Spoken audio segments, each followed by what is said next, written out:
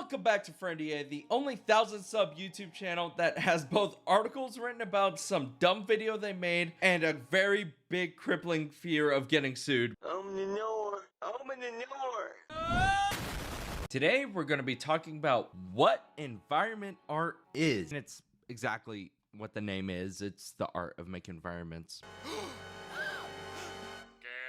Environment art can range from vistas in the distance to the gravel on the floor to some random couch you see and the rocks, and for some reason that we all love, unless you're a stylized artist for some reason. I don't know why that's a weird beef, but it's a thing. The homies got beef with stones for some reason. There's a lot to cover, so we're gonna make this fun and go into detail on some of the philosophies, some of the studios and projects I've worked with, and some of the decisions of why we make those calls, and hopefully you'll be able to see more of those details in future projects. As environment artists, we're kind of near the tail end of the pipeline, but not really. Simply because game development is a collection of doing everything and nothing all at the same time. Sometimes you could be making a whole bunch of props in the matter of like a week and a half to 2 weeks. Other times you could be basically doing, other times we're just waiting on level design or just the ideas or a concept to come in. It just entirely depends on what station of production you're on. But you're gonna have art directors and creative directors sitting in meetings to decide what the game will look and feel like, and then eventually they'll relay that information to concept artists to come up with some ideas to visualize the overall feeling, the scale, and like what this section of the game wants to portray. And of course you have the game designers and level designers to make the game, well, an actual game rather than a virtual art piece. And going off that information, whether it be a stealth section, a firefight section where lines of sight are going to be really important, especially in FPS games and especially in multiplayer maps, be a 3-lane map, or there's going to be a lot more verticality. Or if you're playing your Last of Us or in your God of Wars and you're having those slower sections where you're just walking and talking and like the focus is more on the characters interacting, you don't want your levels and your art in the background to really detract from what's important, and that's their conversation and what end goal they're trying to achieve. We also really want to focus on like huge vantage points that the players really want to know, so that way we can help drive the level designer's vision. It's like we have to get the players from point A to point B. We have to make these points of interest just to make sure their eye is always on the prize. Hey, that rhymed. Not every game's a Mario game. You're not always going from left to right. You're always looking forward, and you have to make sure where you're looking accurately displays your end goal of the level. We're getting this. This is called a block out or a gray box, or whatever other arbitrary fucking title you want to call it, because we always make up new names and we always have to fight on Twitter about it for some reason. This is like the bare minimum that we are handed and what we have to work with. Like, this is the confines, this is the player movement, this is what we can't get rid of no matter what. Like, we have to work within these, because most of the time the blocks, like the actual blocks they're given, is cover, and we can't ruin gameplay just for something better, so we have to work around those limitations. And of course, every gray box and block out varies based on the game you're making. If you're working on a shooter like Call of Duty or a Last of Us or even a God of War, you're not going to be worrying about cover. You're going to be worried about like traversal. You're going to be worried about like jumping or hooking from area to area. I don't even know how entirely the Spider-Man team does it, because I know they have like stealth sections, but like I said, everything's gonna vary from game to game. So, however, the overall philosophy of what we have to focus on as environment artists is making something as pretty and interesting as possible without disrupting gameplay. Because at the end of the day, this is a game. We cannot disrupt why people want to play this thing, why they want to experience it, just because we have an ego and want to add millions and millions of polygons for a floor when no one's gonna look at the floor. Players are always gonna look at the objective. You're always going to focus on what's next. You're always going to look at enemies. You can't let your ego drive your section. You can't do that. Find ways to work smart. And if you don't do that, you usually get a lot of games with poor performance issues, Currently in the industry, we're working with the 60 FPS standard. You always want to keep it either 30 for fidelity mode and 60 FPS for performance mode. And let's talk about the difference in those real quick. So usually with 60 FPS, you reduce a lot of the fidelity, like some tessellation on the floor. You get rid of some normal map detail. You want to keep everything still pretty, relatively stable, but you don't want to detract from it. You want to make sure it keeps that 60 FPS because that's expensive. 60 is really hard to do. So you need to understand why like certain games can't have 60 FPS. I'm not saying these games are inefficient by any stretch of the imagination. Sometimes it's just engine limitations. They're just things within this piece of technology that maybe it was developed so long ago that we cannot fully fix. It's not even our end. It's probably some weird engineer shit that I will never understand, but it's just a limitation. You can try, but most of the time you only can do with what you're handed. However, I do understand this philosophy in terms of multiplayer games because you need every bit of information and data as soon as you can, just so you can keep everything competitive. If Call of Duty ran at 24 or 30 frames, there would be a fucking shitstorm.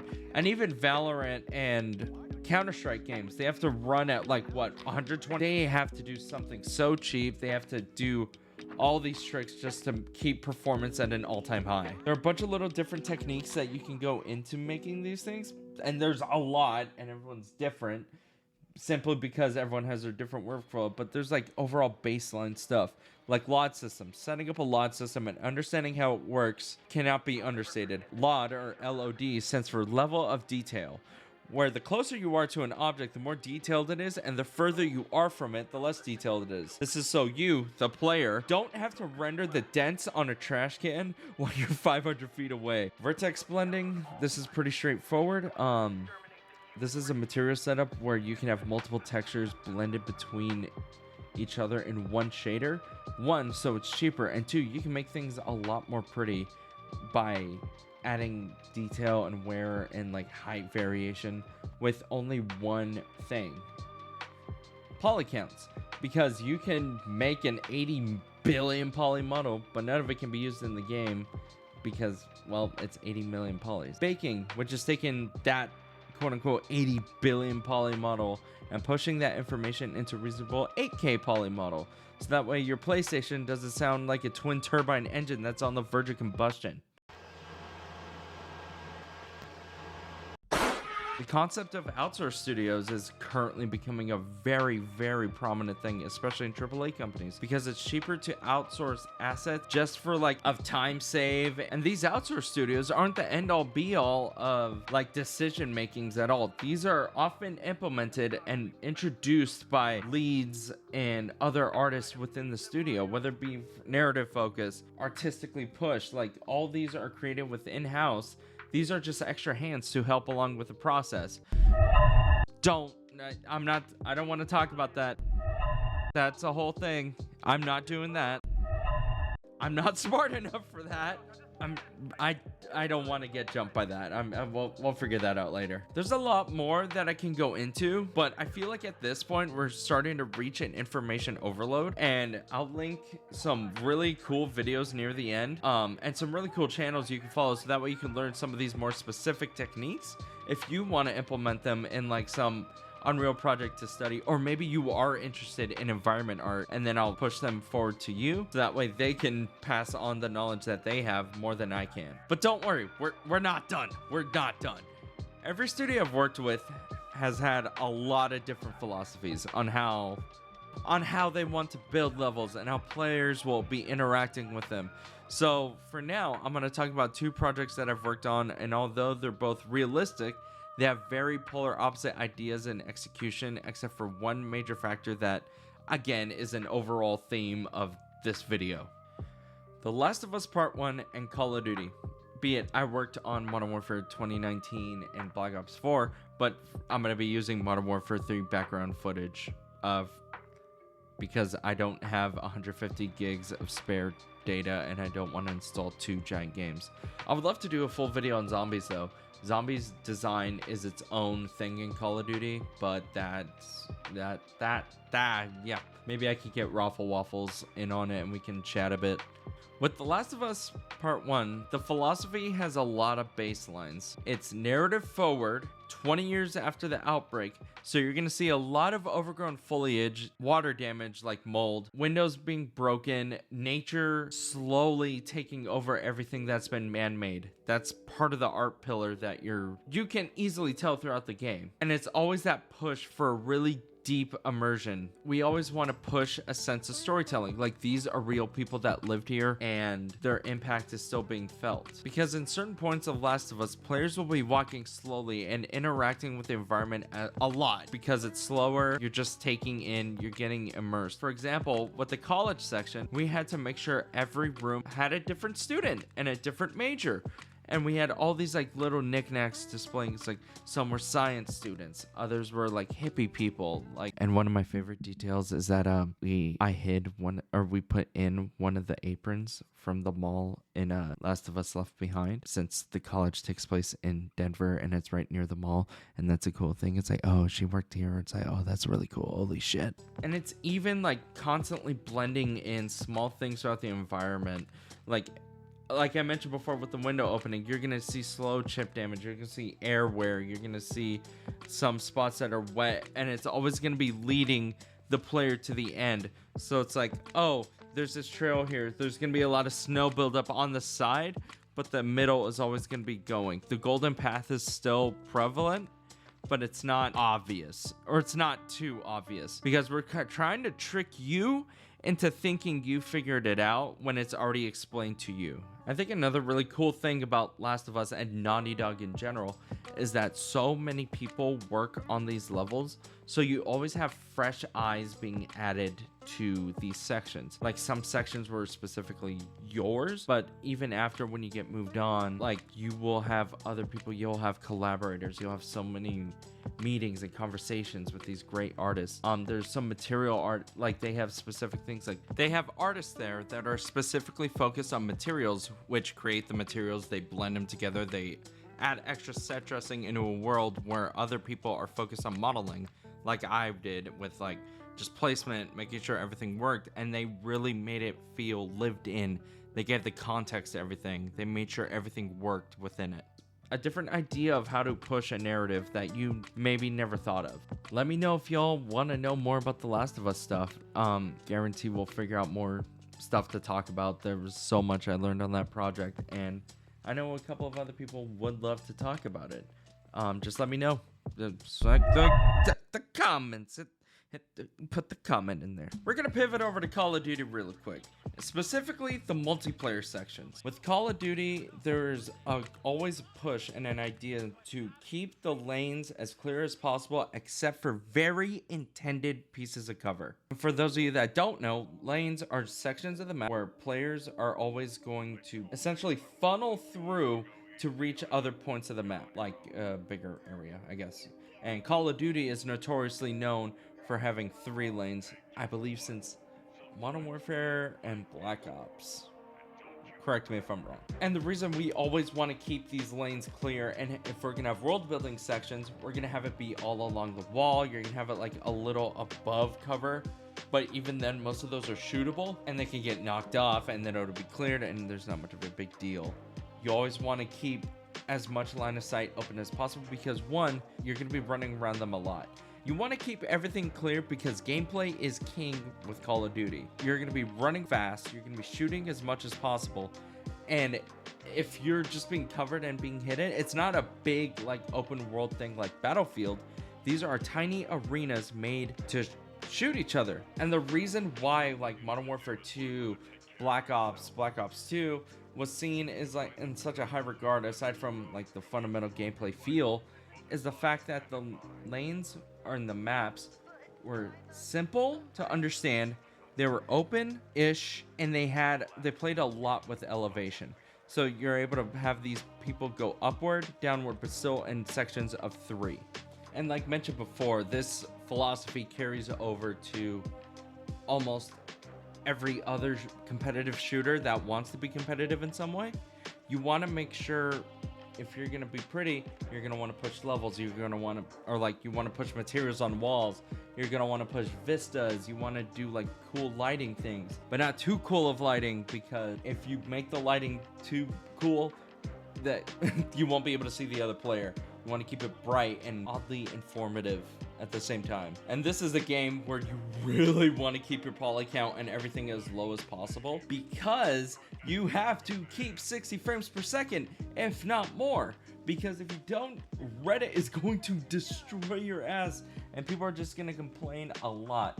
Because again, it's not even just this. We also have a bunch of VFX coming in. When you call in kill streaks, you have explosions, smoke grenades, frag grenades, semtex, noises. It's a lot. You also have to render these like really well done 3D character models, because if you get rid of those, then you're not gonna be able to, well, what are the players gonna buy? And also they look really good, so might as well just make sure that's where the budget is. Am I right, fellas? It's always so interesting to me to like reflect on all these things of what makes environment art great, even from a, like not even just only an artistic standpoint. There's so much technical things we have to consider to help make sure everything that the level designers and everything that the gameplay designers as well, like all want to push and feel, and make sure all the players are immersed as much as possible without detracting from the gameplay. Gameplay, at the end of the day, we are making a game, is king. And we need to make sure we preserve that at the end of the day, no matter what we do. We can make things awesome, we can make things very pretty, but if it's too pretty, they won't be able to enjoy it because the game won't be fun. And that's all I got. I pretty much just want to say thank you for letting me ramble.